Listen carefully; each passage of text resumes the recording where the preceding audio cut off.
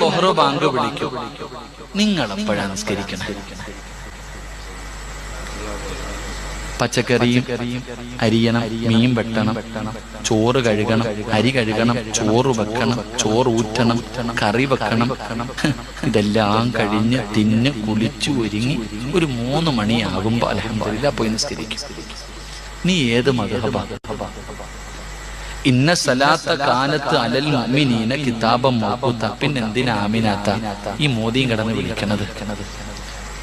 നിനക്ക് 3 മണിക്ക് നിസ്കരിക്കാനാണെങ്കിൽ, നിന്റെ ജോലിയെല്ലാം കഴിഞ്ഞിട്ട് നിസ്കരിക്കാനാണെങ്കിൽ പിന്നെ എന്തിനാ ഈ വിളിക്കണം? അവിടെയാണ് നീ സൂക്ഷിക്കേണ്ടത്. അപ്പൊ നീ പറയൂ ഉസ്താദെ, മീൻ കരി പറ്റി വിയർത്ത് നിൽക്കല്ലേ? എന്താ വിയർപ്പ് പൊളി നിർബന്ധമാകുന്ന കാര്യമാണ്? മീൻ ചെയ്തു, മീൻ വെട്ടിക്കൊണ്ടിരിക്കുമ്പോ ഇത്തിരി മീന്റെ വെള്ളം വീണു, കുളി നിർബന്ധമാകുന്ന കാര്യവാ? അത് കഴുകണം. ശരീരത്ത് വിയർപ്പുണ്ടോ? കഴുകണം.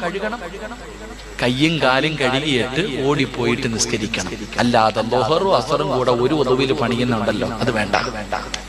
ളുഹറും അസറും കൂടെ ഒറ്റ ഒളുവ്, ബാങ്ക് വിളിക്കാൻ സമയമാകുമ്പോ കുളിച്ചൊരുങ്ങി ഇങ്ങോട്ട് വന്നിരിക്കും, ആ ഒളുവിൽ തന്നെ അസറും കൂടെ നിസ്കരിച്ചിട്ട് ചായ അടിക്കും. അല്ലാഹുടെ പരലോകത്ത് നിന്നെ വിടുവോ അല്ലാഹ്? ഫവൈലുൽ ലിൽ മുസല്ലീൻ. നിസ്കരിക്കുന്നവർക്കാണ് വൈലെന്ന നരകം. അല്ലാഹു കാക്കുമാറാകട്ടെ. ബാങ്ക് വിളിച്ചു കഴിഞ്ഞാൽ തിന്നാനുള്ളത് അവിടെ കിടക്കട്ടെ. പോയി കയ്യും കാലും കഴുകിക്കോണം, ഒളുവെടുത്തോണം, നിസ്കരിച്ചോണം, പിന്നെ വന്നിട്ട് ബാക്കി ഉണ്ടാക്കണം, പിന്നെ കുളിച്ചോണം. അല്ലാതെ നിസ്കാരം നീട്ടരുത്. അള്ളാന്റെ മുമ്പിൽ കണക്ക്